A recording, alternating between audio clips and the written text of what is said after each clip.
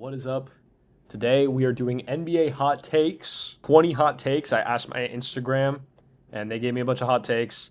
We're going to just rank them tier list style. Let me know if this is the type of thing that I should do more often, because then I could do a YouTube post as well and I could get some hot takes from there and I could maybe, open up to some more people. But I just picked 20 of them. So yeah, let's just get started. Thinking of ranking this is that, first of all, is it a hot take? Because, if you say Wemby is going to be a top 10 player in the league next year, I'd be like, that's pretty known. I'm not going to put that in S tier. Is it a hot take? That is important. But also, is it, going to happen? And how, bold is it? First, we got Pistons are the 1 seed again. So the Pistons being a 1 seed again, I wouldn't really consider that to be an insane take. I would say it's a hot take, though, just because I'm very low on them. I have a feeling that this is not gonna happen. I wouldn't be shocked, but I'm gonna put it in a B tier. I just think that this is kind of the average take. It's this team that was good last year has some problems. They're changing some stuff up. They probably got a little bit worse. Are they still gonna be good or are they gonna be bad? I think that they're gonna be a 4 or 5 seed, maybe even slip further than that. I think it's gonna be similar to the Cavs last season, how they changed. Next up, we got Curry goes to Boston and wins them a championship and finals MVP to solidify him as the GOAT. So, okay, there's a lot going on here. First of all, you're assuming Curry gets traded to Boston. That in and of itself is very unlikely. I think if he does get traded, I could see why Boston would want him. I think he'd be a great fit. Apparently, the rumor is that it's Paul George and 2 firsts, which if you got that and you're Boston, okay, the Jaylen Brown trade, you're effectively doing Jaylen Brown for Curry, which that's more reasonable. From Golden State, I don't know why you would do this. I guess just to start the rebuild and to start tanking or whatever. But that's the first part, is Curry gets traded to Boston, then wins them a championship. The East is pretty light, and the Celtics would still be very deep at that point, and now they'd have Curry, who last season you could argue is a top 5 player. Assuming he's healthy, assuming Tatum gets back into form, their roster is very solid now. They got some good center depth. They got just good depth all around. Their team is going to be very, very good, and it'll just work. And what does this team do a lot? Shoot a lot of threes. Who is Steph Curry? The best shooter of all time. But then we got solidify him as the GOAT. Would a 5th ring for Curry and a finals MVP at age, 38 or whatever he is now, would that make him the GOAT? I don't think it would, but we're going to put this one in S tier because it's a lot of things that actually could happen. If Curry's getting traded, it could be to Boston. I could see that happening. He could win them a championship, and if you won a finals MVP, there could be people out there that are he's now the GOAT. I'd still have LeBron because I think that Curry's rings and LeBron's rings are different. However, he would, especially if he goes on an all-time amazing run and does it, or just is crazy. And Tatum is not known for getting finals MVPs, so there's that. 76ers aren't even a top 10 team next year. I just cannot. If you were gonna say they're not top, maybe they're not top 3 in the East or something, maybe just seeding wise, I think there's absolutely no way. Outside of injuries, if everybody gets injured, that's different. I think if they're relatively healthy, there's no way this isn't a top 10 team in the league. You got OKC, Spurs, Knicks, obviously. Then outside of that, who's guaranteed to be better?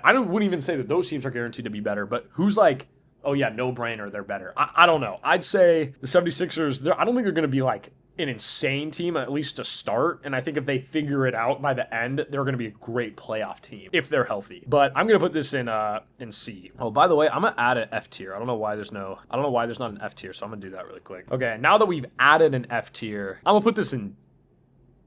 No, I'm going to put it in C. I just think it's a hot take. There's a world that it happens via injuries, but it's not a very it's not a great take. I'd rather have Derrick White for a contending team than De'Aaron Fox. This is an interesting one because I think there's an argument that Derrick White is just a better player, and so it's not really that crazy of a take. Is that a hot take, especially after what De'Aaron Fox did? But I do think it's very true. I think more and more we're seeing the combo guard, score first people, less and less in need versus a two-way great defender who can also shoot like Derrick White. I think that's just becoming more and more and more important. So I'm going to put this in A because I think it opens up an interesting conversation that, not everybody wants to have, but I'd rather have Derrick White on my team than De'Aaron Fox, but I'm not putting it in S just because S is hot take, could happen, just crazy take. I don't know. OKC cooks their roster. That plus injuries and other teams ascending leads to a 6 to 4 seed at best. This I just think is just a pretty bad take just because and again, I don't like OKC at all. So there's really no reason for me to vouch for OKC here. But OKC, their talent isn't necessarily their top end talent. Yes, Shea is good. Yes, Chet is good. Okay, well, I don't know. Chet is good though. J-Dub's good. They got rid of their one kind of fringe starter of their starting five. I don't think they lose a step losing Lou Dort. I think AJ Mitchell is just like better at basically everything besides like perimeter defense. And the other thing that they're like known for is just depth. They are super, super deep. And yeah, now they lost Aaron Wiggins and Isaiah Joe, who would probably, you know, step up in the roster a little bit, but they also drafted 2 rookies. And Adey Morrow was not very good in Summer League, but I just can't imagine him not being good because he's smart and he's big and he's mobile. That's like all you need. I think that he'll find a way to be effective. And I just think there's really no reason why this team wouldn't be good. I'm putting this one in D. I think this is a pretty bad take. Like 6 to 4. If you had said, you know, maybe they fall to a 3 seed, 3 to 4 seed, but 4 to 6 at best really makes it a bad take because I think if they were a 4 seed, that would be shocking. If they were a 6 seed, that's just like straight injuries, which if you're projecting injuries, okay, great. I just don't do that. 76ers first round exit, no depth, and just a 2K my NBA starting 5. I don't know. This is another just bad take, I think. Like 76ers first round exit, maybe it could happen. Like maybe if it's like they're the 4 seed, they play the 5 seed, and the 5 seed's like the Pacers or Celtics or something. And it's like 2 teams really going at it and they just aren't healthy enough and they haven't really like clicked and the fit is weird. I can see that happening. I don't think that the problem is necessarily their depth. I think their depth is actually like fine. What it's really going to come down to is whether or not their starting 5 can figure it out. So actually, I don't think this is a D. I'm putting it in C. It's in the same. 76ers aren't even a top 10 team.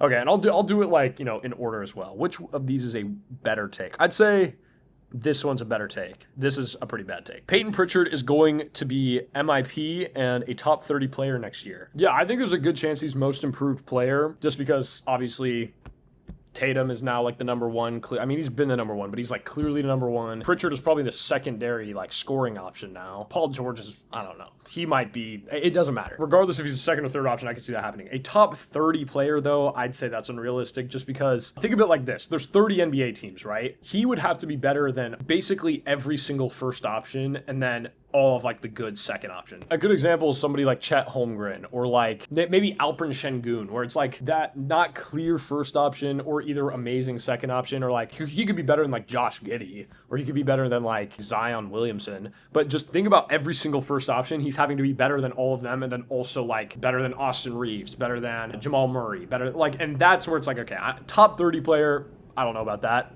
Definitely could win MIP though, so I'm gonna go B. Cam Boozer is gonna win Rookie of the Year. This is a good take, like just in itself, but is this a hot take? I do think Cam Boozer he was my, like before the draft, or not before the draft, right after the draft, before Summer League, I was like, I think Cam Boozer is going to be Rookie of the Year because I think he's very well-rounded, ready-to-go type of talent that's just going to be effective no matter what. And I think the fact that he's on the Grizzlies also really helps because the Grizzlies don't have, especially now that they traded Ja, they don't have like a first option guy really. Maybe like Cedric Coward, I guess, but like it's going to be Cam Boozer. He's going to have the ball in his hands. I don't think that they have insane expectations of like trying to make the play in or anything. I think they're just like, let's just reset. Here we go, young guys. I think the only other person I'm like, okay, I could really see this happening is Caleb Wilson or maybe somebody like Braden Burries, just because again, like you have to be on one of those teams where it's kind of weird who's the first option. You could step in, have the ball in your hands a ton versus like, I think Darren Peterson and AJ DeBonsa are better 100%.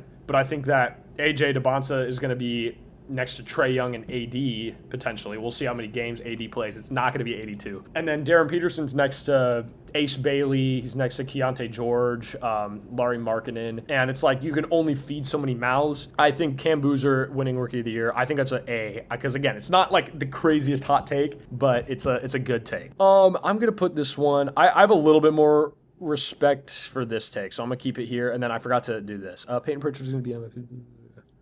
I think that this is more likely, so I'll keep this here. Bam would stop 9/11. Mr. 83. Could he stop 9/11? Okay, here's my argument. This is definitely a hot take. Hot topic as well. Who is he compared with a lot, right? Kobe. Is Kobe necessarily amazing at aerial transportation? No. I would say that Bam is better with airplanes / other aerial things. And so maybe, we don't know, maybe Bam, if he was on the plane, he could go to the cockpit and say, no, we're turning this around. I'm going to put this in S tier. I think this is a great take. It's a hot take. It's a good take. It's a true take. It checks all the boxes. Cat is the 3rd best center in the league. Okay, this is this might be a perfect take because it's true, but it's a hot take because I think that the best availability is available. What? No, the best ability is availability. Now, if you're like a big Karl Anthony Towns fan for whatever reason, you're going to be like, okay, look, he just won a championship. He proved himself on both ends of the floor. There was a time where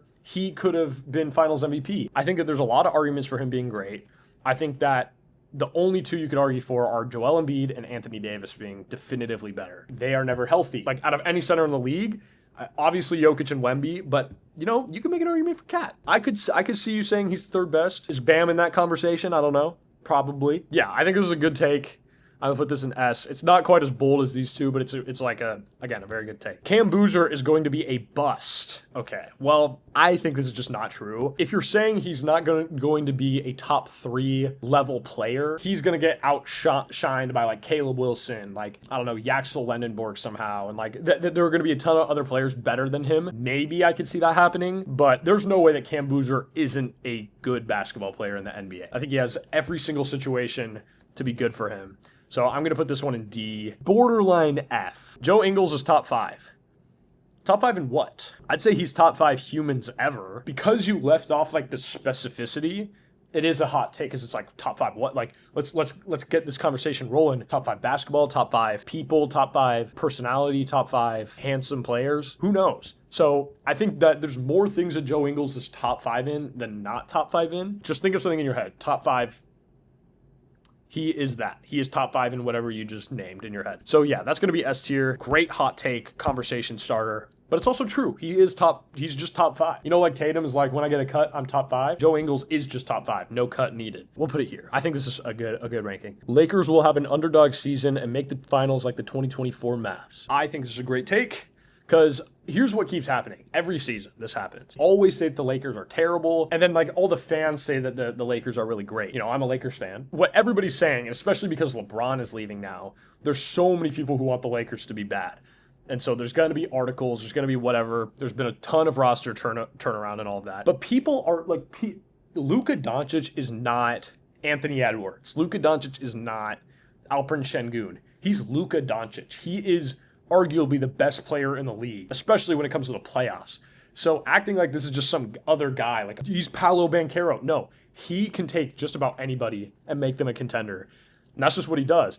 And I think people don't really know Walker Kessler that well. I think that Walker Kessler could be a top 5 center in the league next year. I think people are going to be shocked with his defensive output. I think he could be the second best defensive center in the league behind Wemby. So I think it's a great take. I'm going to put it, it's either the best A or the lowest S. I'm going to put it, you know what, Lakers bias. Maybe it's a top A, but I'm a Lakers fan, so I'm going to put it, you know, that's just what I do. It's just, acknowledge that it's biased, but we're doing it. Ant and LaMelo should retire and have their own reality TV show. Okay, this depends on exactly what you're saying. If you're saying that Ant and LaMelo should retire, like right now, that's just a terrible take, and that is going in F. But if you're saying when they retire they should do this, then I'm all for it.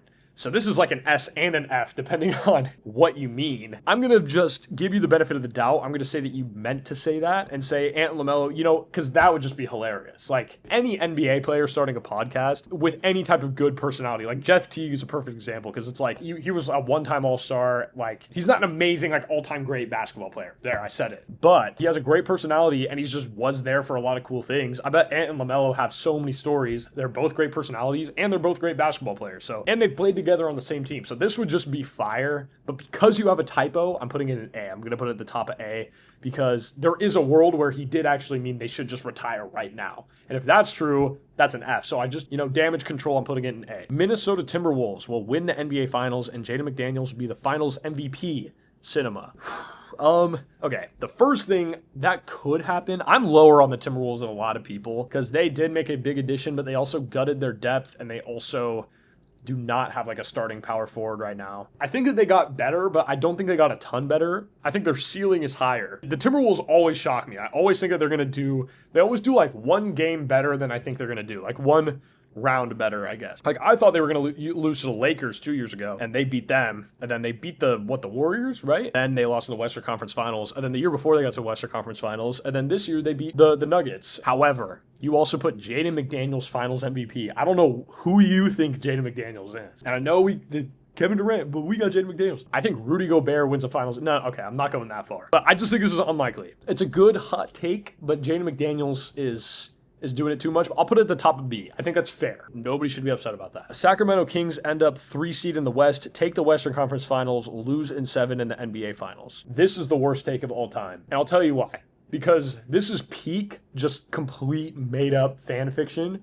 But you have your team losing in 7 in the NBA Finals, which is the most heartbreaking thing ever. So you're not even bold enough to be like, hey, you know what? I'm saying that they're going to win the whole thing. No, you can't even do that because you know it's ridiculous. And so you're like, you know what? They're going to get 1 game away from winning it all. You know how likely it is that the Sacramento Kings are even the 13 seed? I would be shocked if they were the 13 to 12 seed. I would be shocked. That's my bar for Sacramento. I would be shocked if they're still a team in 30 years. You know, I think that they should move on. Me and my friend were actually talking the other day. We were like, what is more likely to happen? Like Bronny becoming an all-star, or like the Kings winning a championship in the next 50 years. And we thought about it for a long time because we were like, the Kings winning a championship. So having the audacity to say that the Sacramento Kings are going to win next year, that's crazy. And then not even to actually say that, but to say that they're just going to get to the finals and lose at 7. Horrible take. This might be the worst take of all time. This is the worst take of all time right here. This is a perfect example of a hot take, yes, but a just god-awful take, because you can't even look me in the eyes when you say this. That's what that means. Anthony Edwards MVP. This is a hot take, but it's a good hot take. If Giannis, Jokic, Luka, Shea, and Wemby are all healthy, Giannis is maybe the only one he could jump if he just plays a little bit better than last year. He would have to take like a significant jump. Like, he's not putting up the MVP level numbers. He has a very smooth, fun game, but he's never been in that conversation for like a reason. Like, he just isn't quite that next tier level caliber player, where he's sitting in between like an S and an A in terms of players in the league. Like, there's like the super like ultra star MVP caliber players, and then you have just outside of that. Could happen. I think especially now that he has a point guard who's actually good, like that's going to unlock him. Julius Randle isn't here anymore to just like take shots. So now, you know, I mean, LaMelo's going to take a lot of shots, so we'll see. You know, it could happen. It is a hot take, but I'll put it in A. I'll put him at the bottom of A, because this to me feels like could be a B. Yeah, like I think Cam Boozer winning Rookie of the Year is far more likely than Anthony Edwards becoming MVP. Do I put it in B? Yeah, I'm putting it in the top of B. I think that's fair. No. This cannot be, okay, because that could happen. Like, that's more likely than Jaden McDaniels final MVP. You know what? We're putting this at the bottom here. I don't know why that's even at the top. Okay, the Nets will be top 7 in the East, maybe top 5. Little side note, this guy actually messaged me and was like, I'm doubling down. This is going to happen. And then I was like, no, it's not. And then he was like, name 5 teams better than the Nets next year. And I was like, literally every team, but maybe like the Bucks. But even the Bucks, I think, are going to be better. Like, I think it's a hot take that they won't be the worst team in the East. I think that would be a hot take. To say that they're going to be top 7 in the East, maybe top 5. I think that the Bucks could be the worst. I cannot imagine a world where they're top 7, even top 5 is insane. This is another F tier. This is not as bad as so I guess it's above, because this is just the worst take. It's a pretty bad this is a bad take. It's not the Sacramento Kings take. Shout out this guy. Because I told him I'd put it in the video. This is just a terrible take. Jokic gets traded to the Lakers for Austin, Kessler, and Bronny. This is just not going to happen. But the funny thing is this reads as like a... Okay, hold on. This reads as like a Lakers fan, like delusional Lakers fan hot take. But this guy isn't even a Lakers fan, because I know him. He's one of my friends. And actually, he's a Lakers hater. I don't know why he's saying this is going to happen. It's like, and I don't even know if like the Lakers become better with this trade. Like, obviously, they're both 2 of the best players in the league. But is their fit that great? Like, you're losing Kessler and Austin. And so it's like, I don't know. You'd have to figure out a way to make it work. Maybe you get better. Like, I just think if I'm the Lakers, I'm just like, I guess we do this. I'd want to see this version of the team first that we just built, and then maybe I'd do it. If the opportunity was there, I'd really have to think about whether or not I'd do this trade. And I'm not even thinking about Bronny, just Austin and Kessler. Regardless, this is just not a good take. Just because I know this guy's not a Lakers fan, I want to put it in F, because he's just saying this just for the sake of it. I'll go D. I'll go bottom of D. I think that this is a bad take. It's not like the worst take ever. Honestly think all the Fox slander is overdone. Don't think he should be traded. This might be another F tier. Okay, here's the thing. On a serious note, the De'Aaron Fox slander is a little bit overdone. But on the other hand, I'm kind of the one doing a lot of this slander. If you go back on my YouTube or just on any of my socials, you will see some crazy like things I've said about De'Aaron Fox. So I'm definitely part of this. However, don't think he should be traded. If you can get the De'Aaron Fox trade and get any type of good return for it, like I've seen Curry for De'Aaron Fox straight up, you do that in a heartbeat because that contract is getting a little bit sketchy now. You have Dylan Harper, who I think is just better. I think he's already better, and he's way younger, so he has way more upside. Fox, it's kind of one of those sad things of like his first stint. He was just way better. It's kind of like Ja Morant. I mean, we'll see how Ja is in Portland, but it's kind of like him where it's like he had an amazing flash of like talent, and now he's kind of, because he's so like athletic and now he's less athletic. He's still really fast, but like, I don't know. Anyway, I think that this is a bad take. I think that, yeah, it's actually really not that bad of a take, but, you know, I have to do it. I'm going to put you know what? This is really not that bad of a take.